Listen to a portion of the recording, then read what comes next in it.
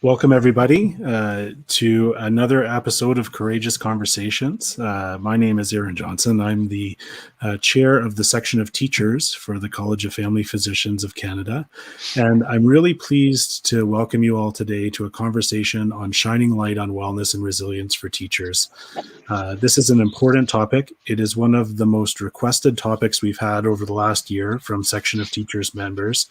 And I'm so happy today that we can bring together an amazing panel of experts in this area to share their wisdom with you.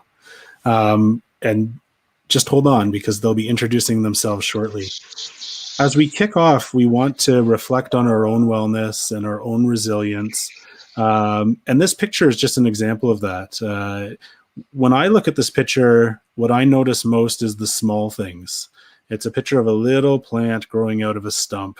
And to me, it's a picture of how the small things can be beautiful. So even when there's big problems, I find resilience and I find my own wellness in looking at the smaller things, the things that nourish me and the things that go well. So I'd ask you to maybe put in the chat what this picture means to you. What do you think of this picture? Does it resonate for you? Does it not resonate for you? Does it mean something totally different than what I said? So let's get some comments in the chat and see what people are thinking about it. May I have the next slide, please? As we begin today, we want to take a moment to acknowledge the traditional lands that we're all calling in from today. This is a webinar, so we're all across Canada. We're all on different traditional territories. I'm on Treaty 7 ground today, and it is a privilege for me to be on Treaty 7 territory. But you're on different territories, so reflect on what this means to you. We acknowledge that the lands on which we are hosting this meeting include the traditional territories of many nations. The CFPC recognizes that the many injustices experienced by Indigenous peoples of what we now call Canada continue to affect their health and their well-being. That the CFPC respects that Indigenous peoples have rich cultural and traditional practices that have been shown to improve health outcomes. I invite everybody to reflect on the territories that you're calling in from as we commit ourselves to gaining knowledge, forging a new culturally safe relationship, and continuing on the path towards reconciliation. Next slide, please. So in the chat box today, you'll be able to participate, but you have to be logged into your Google account. So you can log into YouTube or log into Gmail, and then you should be able to type into the live chat box. And please participate. Tell us where you're from. Say hi to friends who might also be attending the webinar. And most of all, put your questions and comments in the chat. We do have moderators today who will be combing through those questions, curating them, sending them to me so we can get them back to the panel.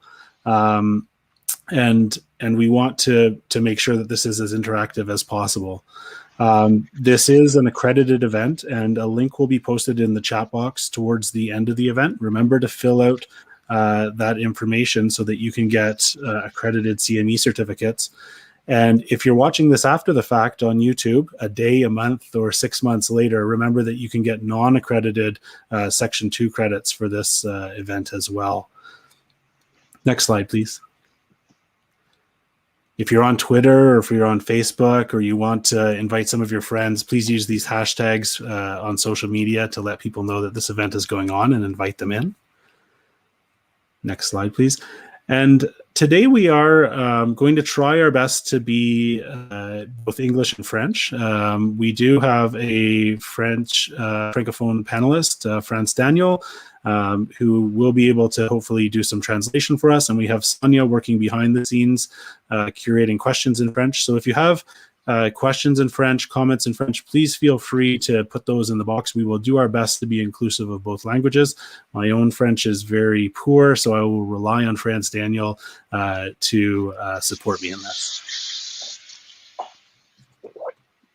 As we begin today, we want to start off by sharing a bit of our gratitude with you. Our gratitude as a section of teachers and as a college towards those docs who teach the next generation of physicians.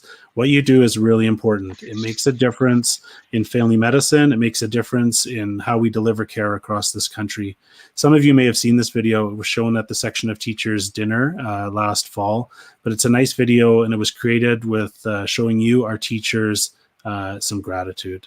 So I'll ask for the video to play.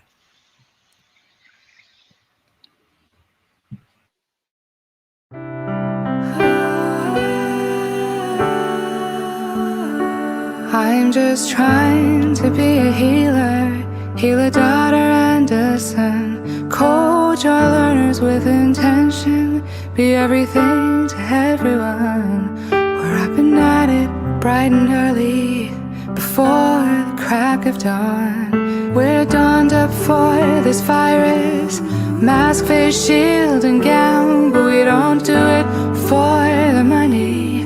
Despite what others say, we don't heal or teach for glory, we do it anyway. We took an oath to protect you, it's our responsibility.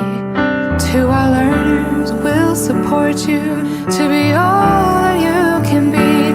We won't call in sick on Mondays when the weekend's been too strong. And we will work straight through the holidays, sometimes all night long. You can bet that we'll stand ready when COVID's at the door.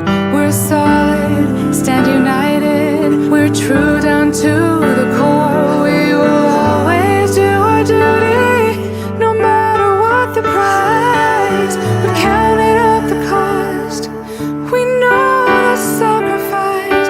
We may not want to die for you, but if dying is asked of us, we'll guard your health with honor, 'cause healing is who we are. Family doctors, yes we are. When lives are in jeopardy, we'll fight for what is right and stand here on the front lines. So sleep in peace tonight. Family doctors, we're by your side. By your side.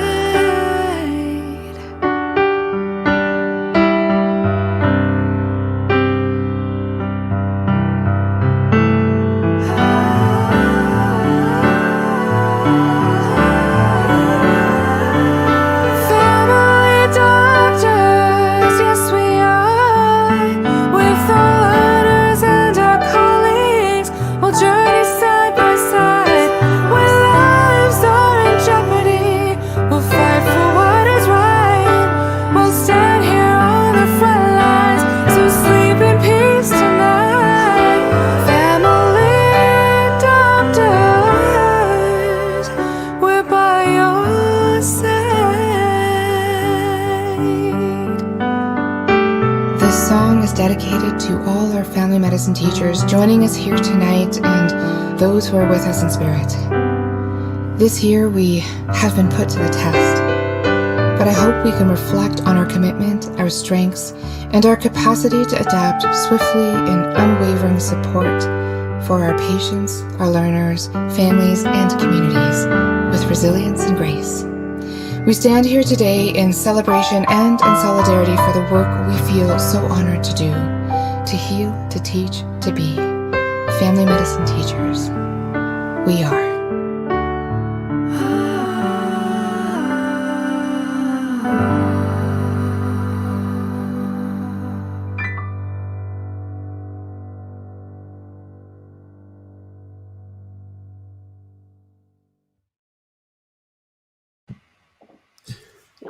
So a big thank you for all that you do as we begin today.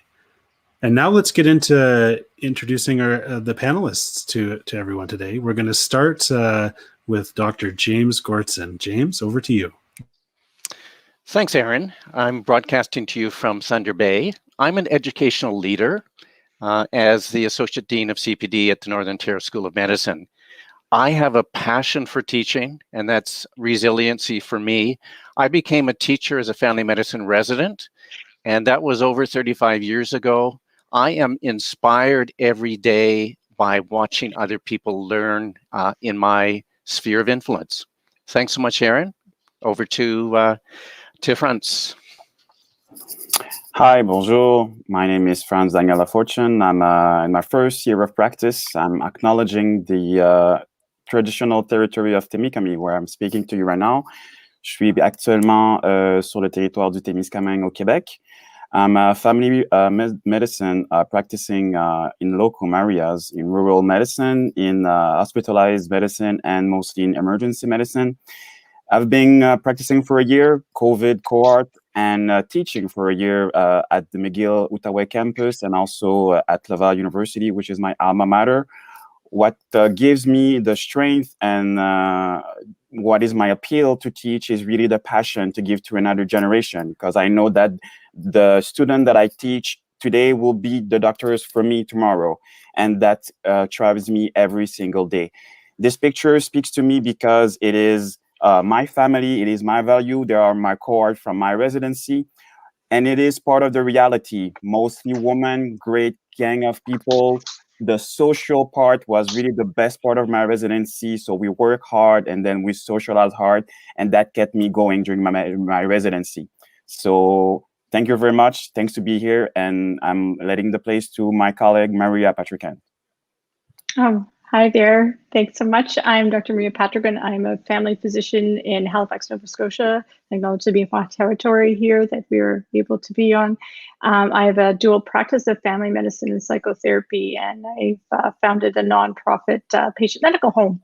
And I think I love family medicine as much, if not more, than when I began. And I enjoy sharing this joy with students. I think it's the passion is somewhat contagious, but and that I'm also, in the context of the environment that I've created, able to provide them with an expansive view of how medicine can actually be practiced in family medicine by sort of engaging in our individual strengths and skills. And I also enjoy engaging the opportunity to actually respond to the challenges of the system and society by creating new ways of working and providing care.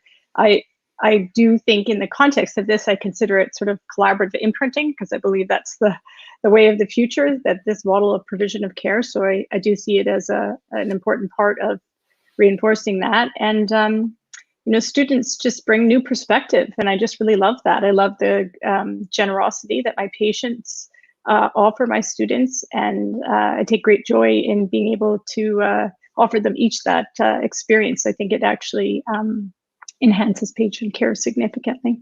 So many reasons. Thank you.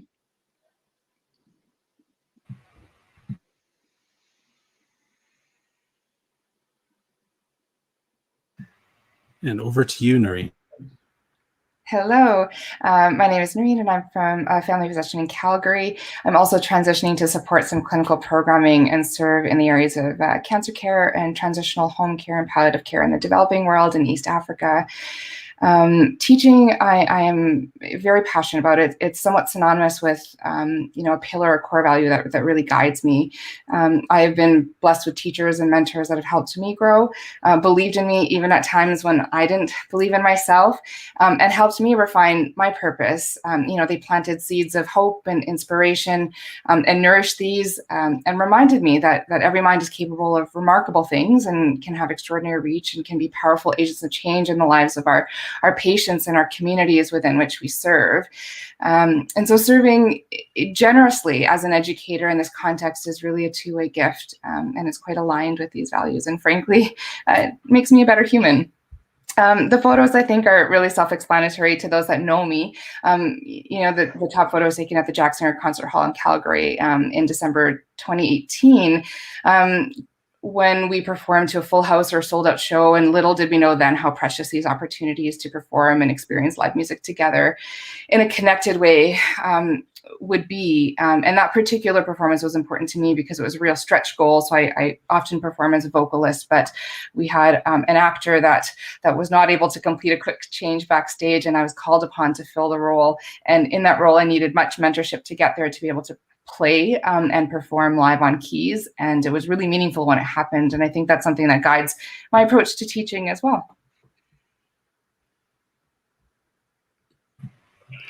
Well, thank you, all of you, and welcome. As part of providing our members with high quality CME, it's important that we disclose any potential conflicts of interest or sources of bias that we may have. and this slide and the next slide just go over that. So I'll give people a moment to read those.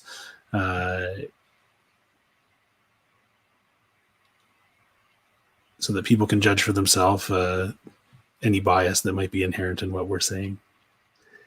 And we'll move on to the next slide, please.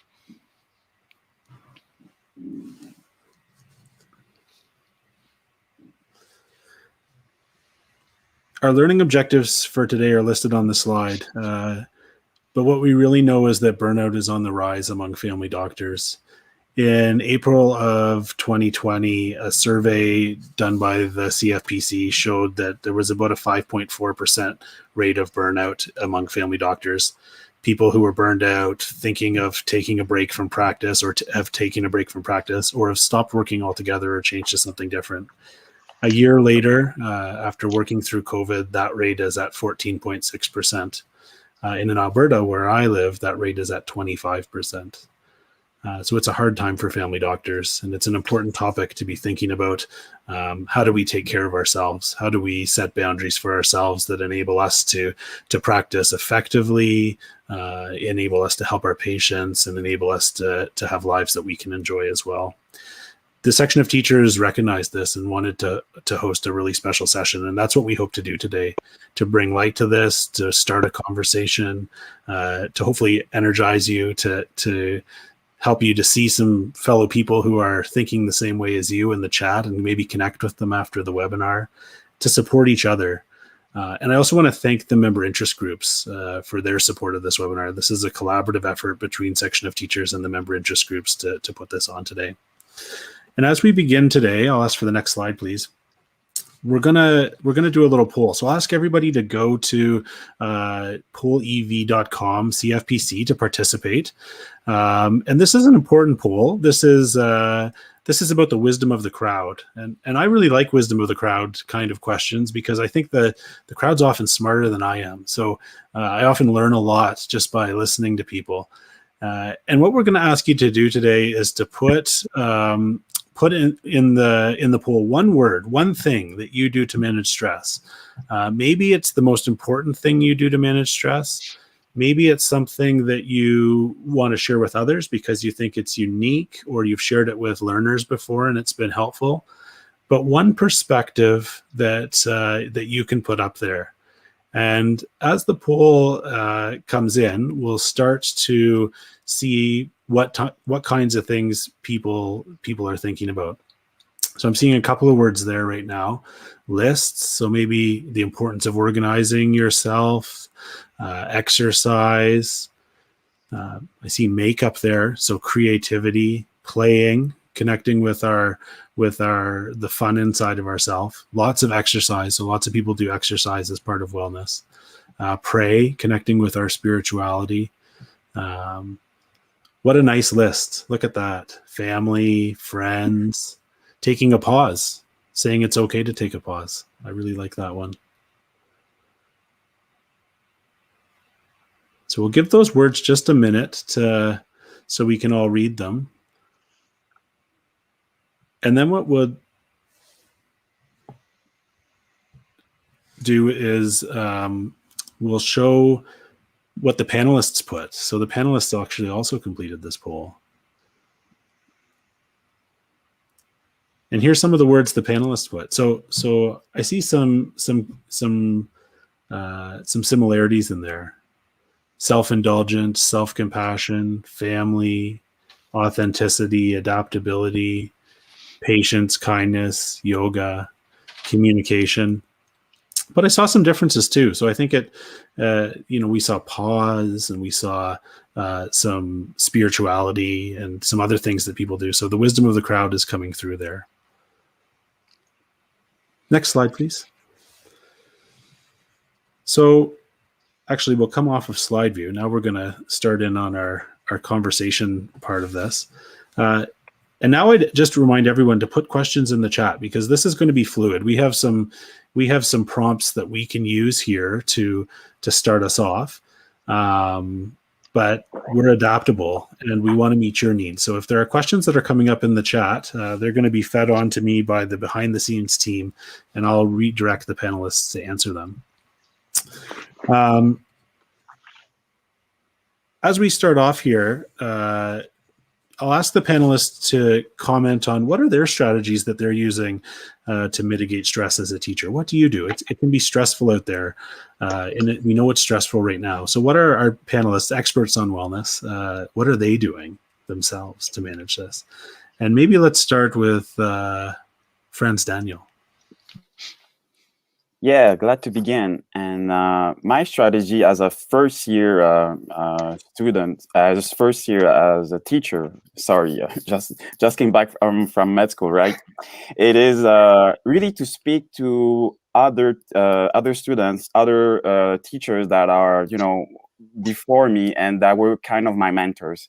And some of them are in the chat right now, and I acknowledge them, from McGill, from Laval University. And I've really looked forward to these people whenever, in good days and bad days. Quickly, I can tell you, like maybe one of my last lecture, I didn't feel too much confident about the subject that I will be teaching. And I didn't feel like I was the right person to give that lecture to the students. So I called one of my mentors, and she really, went through the slides, one by one with me again and again. Then after, she makes sure that I felt comfortable. She wasn't there to support me while I was in my presentation, but she gave me the confidence that I needed. And after going back with my teaching with this mentor, I felt better. So I really think that, looking forward to someone with more experiences than you have is definitely one of the things that I've used. And I'm really eager to hear what my colleagues have to say also.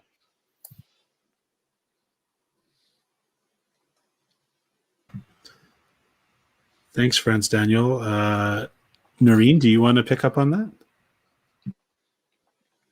Yeah, I'm not too far ahead of you in that journey, Franz Daniel. I consider myself, really early in practice. I've been out for just heading into the 6th year now. And I think something that really has helped me ground and continue to grow in a very curious way and enjoy the process is remembering and reflecting that that this is a journey and that this isn't a single data point, and we're not perfect at all points in time. And so my skills and resiliency have been refined, and I've grown as I've grown in my career. I remember back in the day when we developed the resiliency curriculum for residents with Resident Doctors of Canada. And I remember practicing those skills, the box breath and visualization and, reframing the narrative and focus and attention control. I remember having a Fitbit at the time. And the more that I practiced these box breaths, the more effective it was when I actually needed it to de-escalate that heightened response.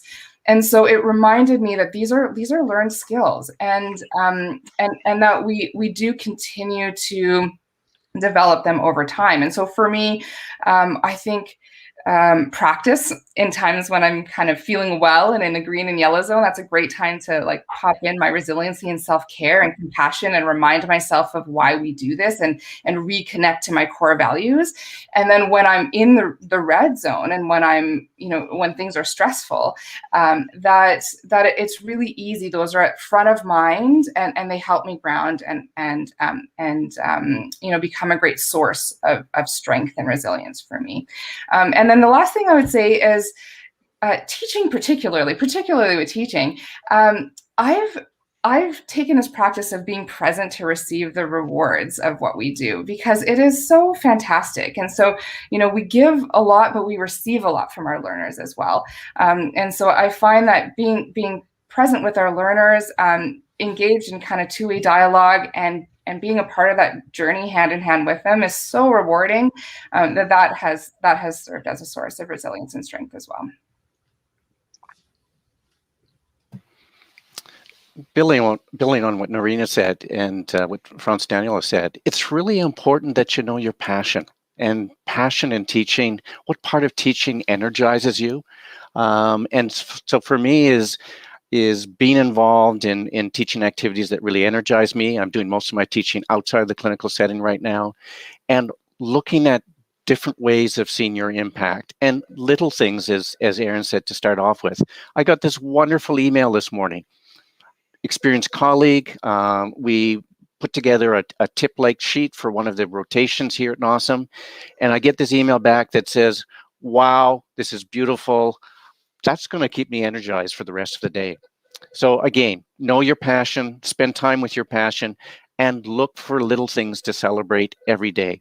Back to you, Aaron. Thanks, James. Let's see what Maria has to say about the question.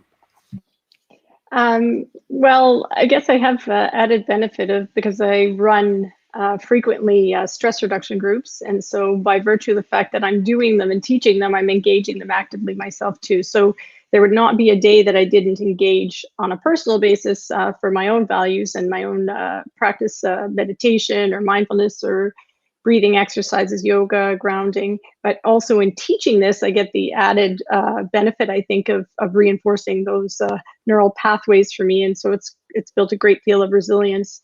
I also try to respond to the challenges that I encounter sort of day to day with a certain amount of self-compassion and gentleness, taking time to pause, breathe, considering things, and not feeling like everything has to be a 911, because we know it's a 911, something is a 911. And that kind of like process helps me be able to handle challenge in a way that's more responsive rather than reactive. And that helps build resilience by the patience, the compassion, and being able to be creative and innovative in the way that I approach things. I kind of think resilience is something that we need to cultivate from so many different angles. That's why I love seeing the word cloud that was created, because no one thing is going to create that. And in fact, if we lack the psychological flexibility to adapt to change and not have many different things that provide us with resilience, we get into trouble. So I kind of think of it as like an emotional tool belt.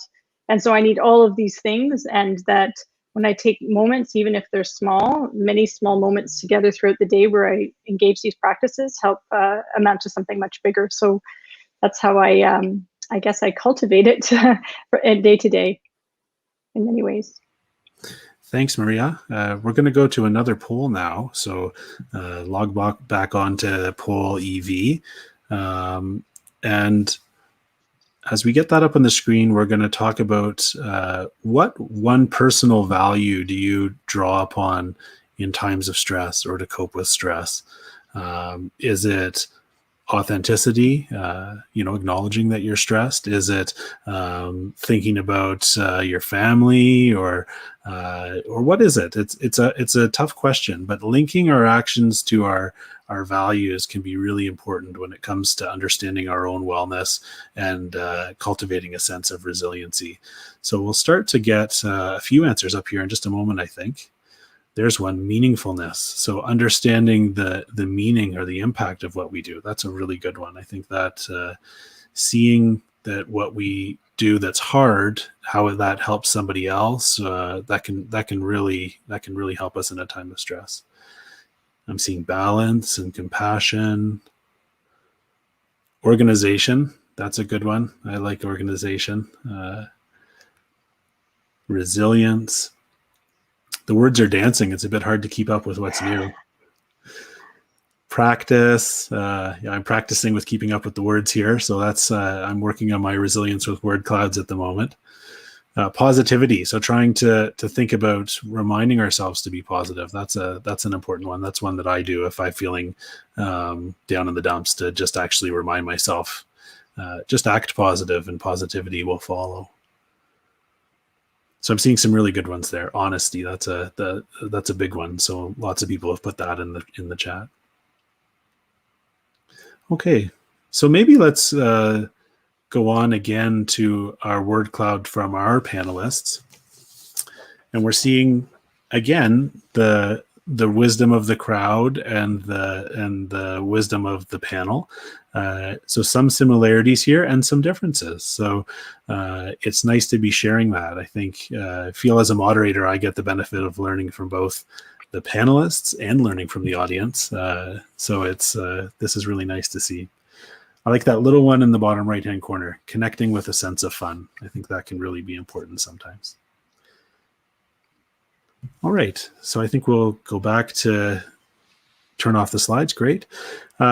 So for each of you, can you elaborate a little bit more on the personal values that you chose And how do those values, those underlying sort of foundational values that you hold, how does that impact how you mitigate stress?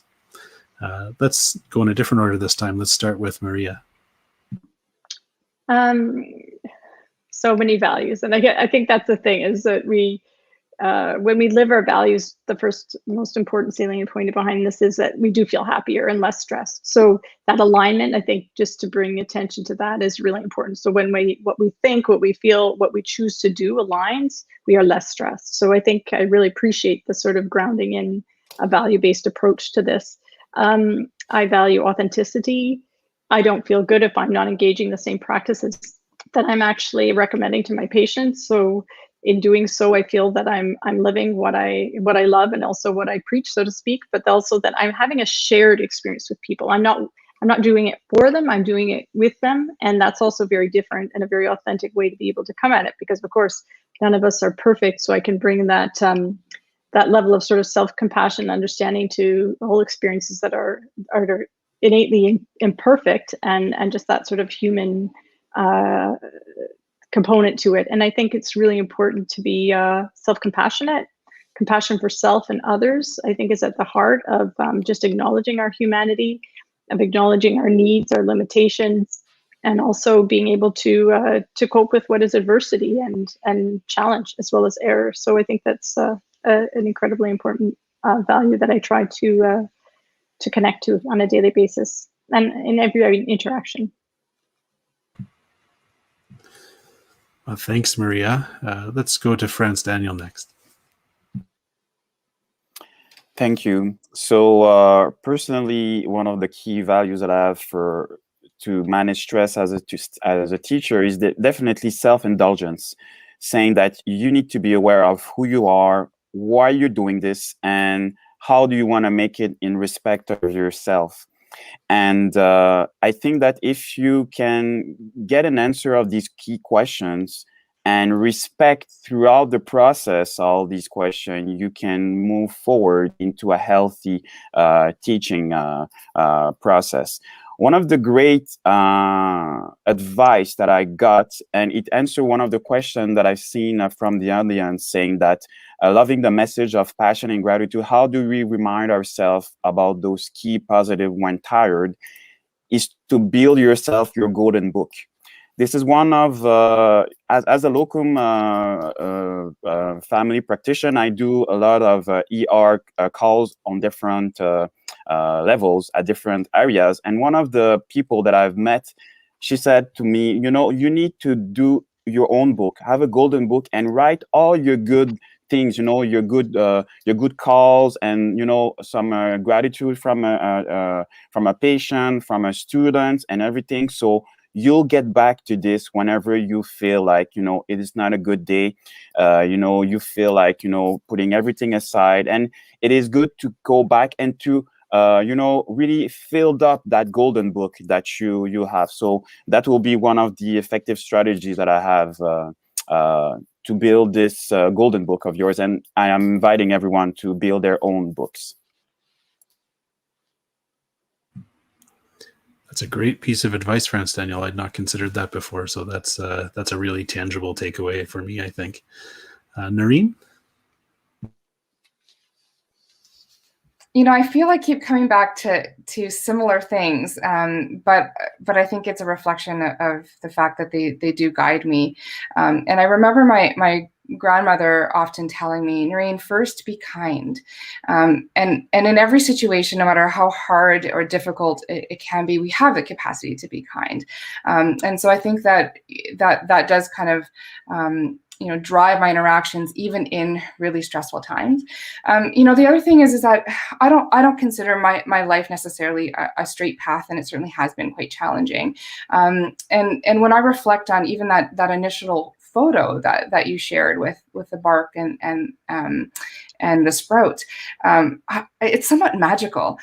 You know, seeing things that sprout from seemingly nowhere, where, you know, some may consider it nothing at all, it's a stump or it's dirt, you know, but this earth or this stump kind of silently or enduringly or courageously, without really expecting anything in return, nourishes the seed to take root. And that metaphor is really important to me. And we plant seeds every day. So in this world, in the learners that we interact with, in our patients, with kind of every thought, every action, the words that we speak, the actions we take, how we conduct ourselves, we have influence. And so I remind myself of choosing wisely the seeds that I wish to plant. And so I kind of continue to come back to these core values of authenticity, of compassion, of kindness, and of servant leadership, which drives me as well. And those help me ground and give me a lot of strength. Thanks, Noreen. James. Just building on lots of threads here that are going, I'm just going to use two words, compassion and kind, and remind ourselves we're really good at being kind to patients. We're really good at being compassionate with patients. We struggle with being kind to ourselves. We struggle with being compassionate to ourselves. And on the simplest level, treat yourself as you would a trusted friend, because it's so easy for us to move to that space of, James, you're not good enough. James, why didn't you do this today? James, you missed that this morning. And so really this thread of being kind to yourself, being compassionate to yourself. And for many of us, that is a learning adventure. That's not something that comes intuitively. So be kind to yourself today.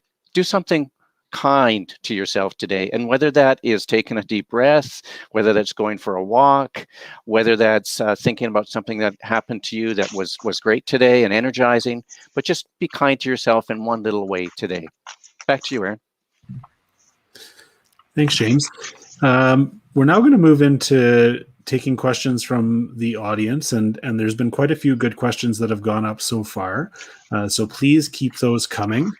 Alex and the team are working behind the scenes to feed those back to us. As we begin, we did receive one question in advance, and it was a question in French. So promising you that I wouldn't attempt to speak French during this webinar, I'm going to hand this piece over to Franz Daniel. Thank you, Aaron. So, la question en français était que sur la diminution du stress. Donc, la diminution du stress par la pleine conscience, donc mindfulness, a montré ses preuves dans bien des domaines.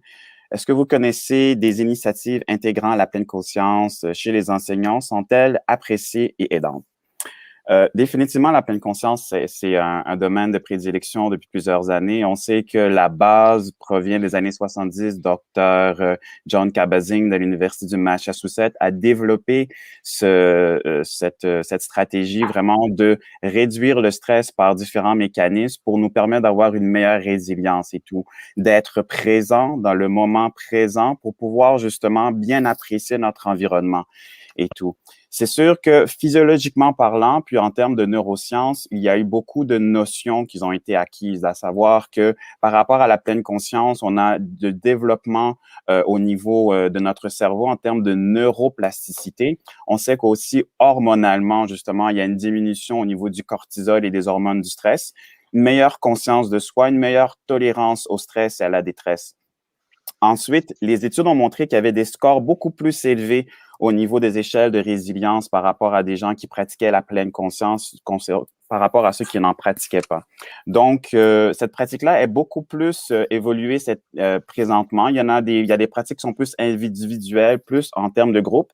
Mais l'approche qu'on voudrait surtout amener, c'est une approche qui est beaucoup plus institutionnalisée, à savoir d'avoir une certaine sécurité psychologique qui est intégrée à notre approche éducative, qui doit être donc soutenue par nos institutions, par nos universités, par nos cliniques, pour nous permettre d'avoir des recherches approfondies. Il n'y a pas vraiment de recherche, sincèrement, au niveau des enseignants, mais j'ai deux ressources à vous donner par rapport à ça. La première ressource francophone, c'est à l'Université de Sherbrooke. Ils forment un micro-programme du deuxième cycle, donc 6 crédits, sur l'intégration de la pleine conscience en milieu clinique. Donc, c'est vraiment une formation qui se fait là-bas, qui est donnée par l'Université de Sherbrooke, puis qui permet de développer un peu ces outils-là dans les milieux cliniques. La deuxième ressource que j'ai, puis ensuite, je vais vous laisser avec Dr. Patriquin, qui a énormément d'expérience dans ce domaine. C'est une ressource pour les étudiants aussi. C'est une application, j'ai aucun conflit d'intérêt, qui s'appelle Family Medicine Study Guide. Et dans l'application qu'on peut avoir sur son téléphone intelligent, il y a des exercices de méditation de pleine conscience. Et c'est un moment clé même, R1, R2, pendant notre formation, d'apprendre et d'acquérir ces exercices de pleine conscience qui vont nous aider ensuite par rapport à notre formation, par rapport à notre pratique. Donc, je vais laisser un peu Dr. Patriquin continuer et nous expliquer un peu de son expérience là-dessus. So, Maria, back to you. Oh, sure. Thank you, thank you, Professor Daniel. So just to answer that question in English, is that a few institutions have certainly adopted mindfulness training into their curriculum to address the high levels of stress and burnout. And most of these have foundations in the mindfulness-based stress reduction program that was developed by Dr. John Kabat-Zinn at UMass Med School. And the majority of them are actually directed at learners. Mindfulness, I think, is it's one of these things that's become really commodified, so it can lose its meaning and its significance, but it's actually really core to the practice of medicine and as well to living a mindful, healthy, value-based life. But it is a way of being, but it can also be used to teach us skillful means to deal with stress. In simplified terms, I guess it works predominantly by helping us to learn how to settle the autonomic nervous system. And it requires regular routine practice and is not synonymous with meditation, which I think many people think it's one and the same. And certainly meditation is very powerful and has robust evidence to show that regular meditation, as little as 10 minutes a day or 20 minutes 3 times a week, will confer changes to the brain that really do help us be able to settle the nervous system, and over time actually helps increase the prefrontal cortex and shrink the amygdala, that stress, fight, flight, freeze center. I think uniformly, I mean, I've run these classes for 9 years now. I'd say probably they're 85% populated by healthcare providers at this time now, this many years in, as opposed to learners. But I do think that to have these opportunities early in our learning and our training would be very, very valuable. And again, as Francois Daniel said, embedded and is supported by the institutions, so that also these measures can also be responded to by looking at workplace demands and expectations, of course.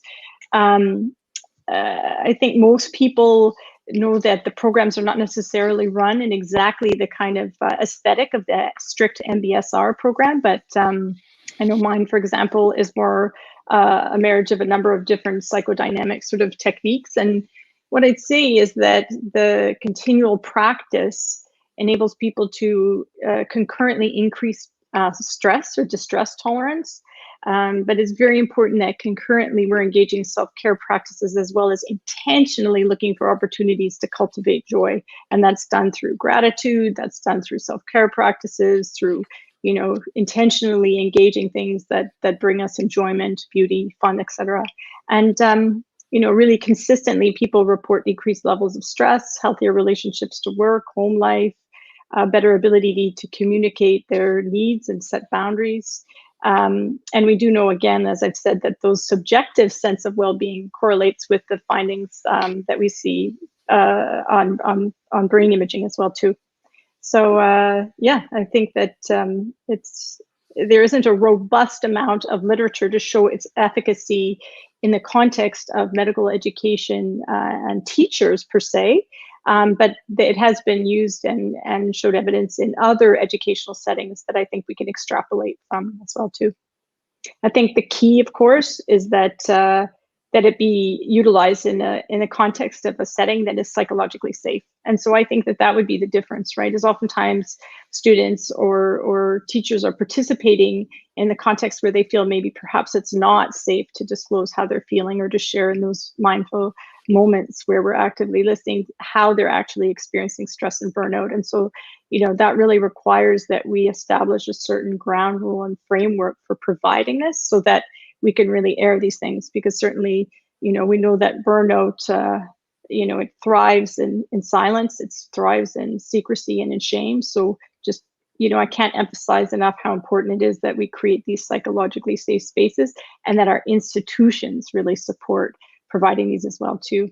I think part of it is that we have a little bit of a fear that we don't want to elicit these things necessarily if we don't have a defined program or solution or fix it, which is very, medical, westernized medical traditional approach to things. But I don't think that that's true. I think that when we hold space for people to be able to experience their stress and to process in this way, that it's very therapeutic. I see that James messaged me that he has a comment as well. We've talked a lot about joy. Why do we talk about joy? Well, first of all, let's pause for a sec. We are all leaders. So we are all formal and informal leaders. And Brené Brown, who's written a lot about many things related to leadership, says that joy is our most difficult emotion to deal with, that we're uncomfortable celebrating. And the other thing that sort of links to this is we are hardwired to focus on negative events. So when you think about your day, we are hardwired, let me say that again, we're hardwired to think about the negative things. And so that you actually have to proactively start to think about the positive things. So we've talked about gratitude. It means you actually have to set time aside to say, let me think about something to celebrate. So going back again, these are little things. You're running a meeting tomorrow. Start your meeting off in the first minute or two and ask everyone, go around. It's going to take 10 minutes, but that's probably very valuable time. And ask people, what has happened that you're really joyful about in the last 24 hours? And it's those things, recognizing, celebrating joy, that joins us with each other, and that we actually are energized by that process. Back to you, Aaron. Thanks, James. I'm seeing a lot in the chat about how to actually pause or take a break. So some questions about that I think center on the idea that work used to be a place and now work is a lifestyle. It follows us around. So when we take a break, we start to feel like the work is accumulating behind us. We know we're going back to a place that's even busier than the place we left.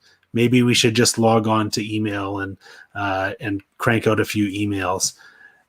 How do we manage that? How do we make sure we can take that time to support our own wellness? And what are those strategies you can use if you're trying to take a break and you find yourself starting to ruminate about that? What are those in the moment, really tangible strategies that we can use to stop that thought process and maybe refocus on why we're taking a break or how we're supporting our own wellness? Noreen, can we start with you for that one? Sure.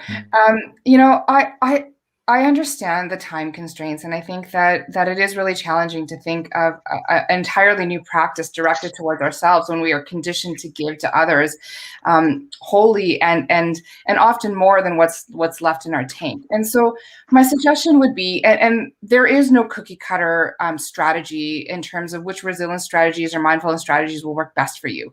But my advice would be that we don't need to go from 0 to 100, and we don't need to go from not having any time to taking a 12-week course.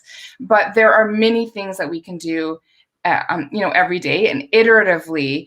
They do silently, like the dirt nourishes the seed. They do create change over time. And so whether that, for me, I don't know if Todd Hill is watching, but in his communication course, I learned to put my hand on the doorknob, feel the coolness of the doorknob, and in those 12 seconds, take a breath in and take a breath out. And it was my physical reminder to leave everything from the patient before me aside before I walked into the room, and I walked in better able to handle what was in front of me.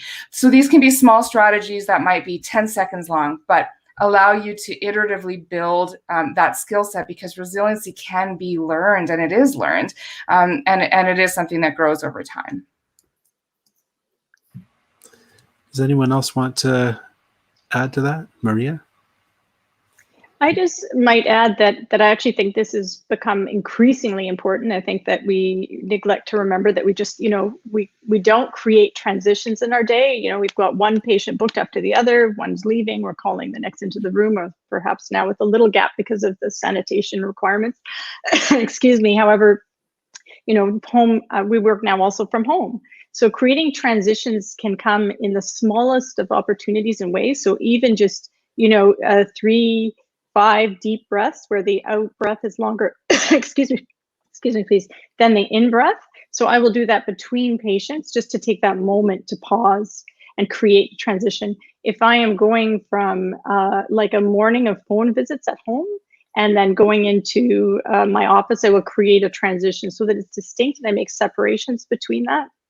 And I think that we are under the illusion that if we take the time, we're actually going to become less effective, but it's that the opposite is actually true. We know that once we settle our nervous system, we're able to be more mindful, that actually we're more effective because we listen actively, we're calm, we're be able to process, cognitively and creatively problem solve. So it's just to build in small transitions all the time between each patient, between each part of our day. And I actually think that it pays off in droves that way. It's not as time consuming as we might anticipate or expect. Thanks, Maria. There's lots of comments in the chat around how challenging it is to add in time for wellness. And it strikes me that as family physicians, we're always adding in time. We're never carving away time, or we're never saying that it's okay for us to take time for ourselves. So maybe part of it is that giving permission, saying, actually, it's okay for me to take time for myself. There's a really interesting question in the chat, and I don't know who can answer this best, but Annalise Miller asked a little bit around around narrative. Does the story we tell ourselves about ourselves impact our ability to be well and our own resilience?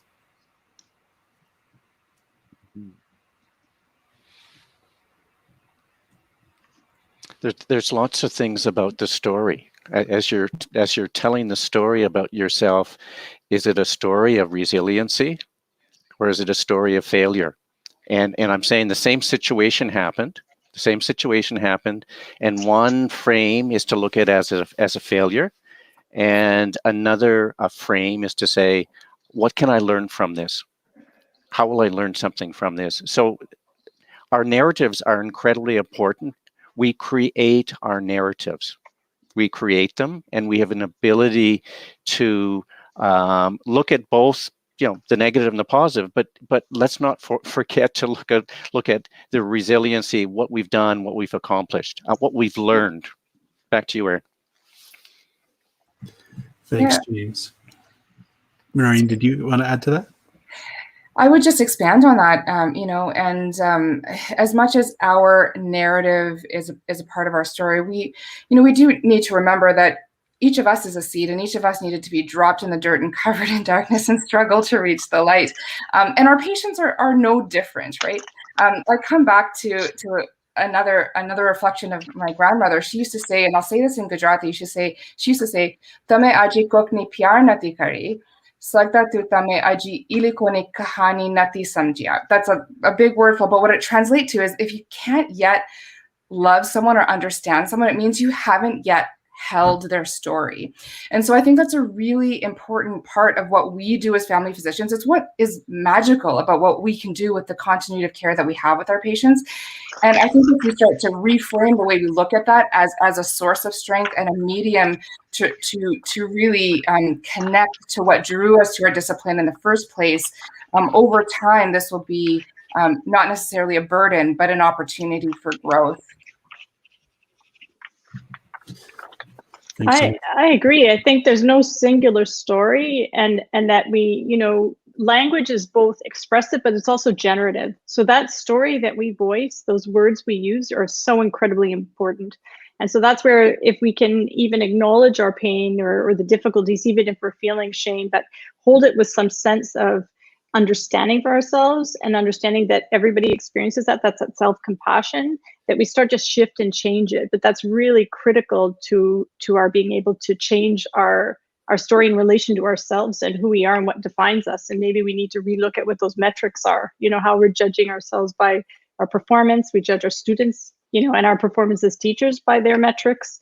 And I think that there's no discomfort-free change.